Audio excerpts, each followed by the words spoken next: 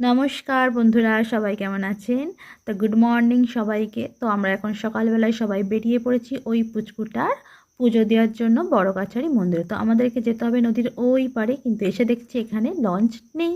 তো আমরা সবাই এখন লঞ্চের জন্য ওয়েট করছি আর এই সুন্দর ভিউটা দেখছি। জাস্ট সকালবেলাতে এই সুন্দর দৃশ্যটা দেখে সবারই খুব ভালো লেগেছে, কিন্তু এত হাওয়া দিচ্ছে এখানে, প্রচণ্ড হাওয়া। তো আপনাদেরকে বলে বোঝানো যাবে না। তার মধ্যে মাঝে মাঝে কিন্তু উঠছে শুশু। তো খুব ভালো লাগছিলো। তো অবশেষে আমাদের লঞ্চ এসে পৌঁছালো। তো জলে না আমার ভীষণই ভয় লাগে, মানে লঞ্চ ভুটভুটি এগুলো চাপতে আমার ভীষণ ভয় লাগে। তাও অনেকটা মনে জোর নিয়ে আমি উঠেছি, কিন্তু বাস ভালো লাগছিলো। সবাই যাচ্ছিলো একসাথে, বেশ আনন্দও হচ্ছিলো। তো ঢেউ ছিল খুব সুন্দর।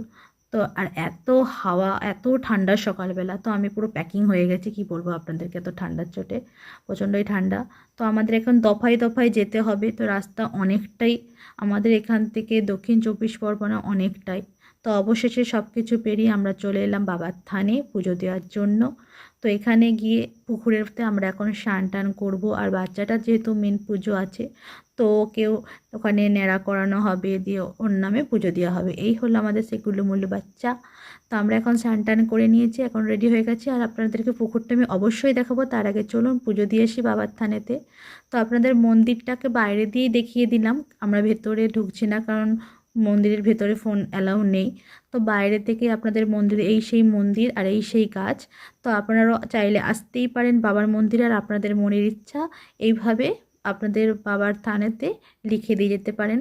বাবা কিন্তু খুবই জাগ্রত। বাবা বড় কাছারির নাম অনেকেই হয়তো শুনেছেন।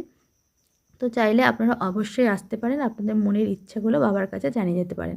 তো আমাদের এখানে পুজো দেওয়া কমপ্লিট। এবার আমরা একটু ঘুরবো ফিরবো চারিদিকে। এখানে অনেকটাই ঘোরার জায়গা আছে, আর ওই ভেতরে আছে বাবা স্বয়ং বিরাজমান ওখানে। তো এই হলো সেই পুকুর, যেটা হচ্ছে বাবার প্রতিষ্ঠিত পুকুর। এখান থেকেই সবাই চান করে বা জল নিয়ে যায়।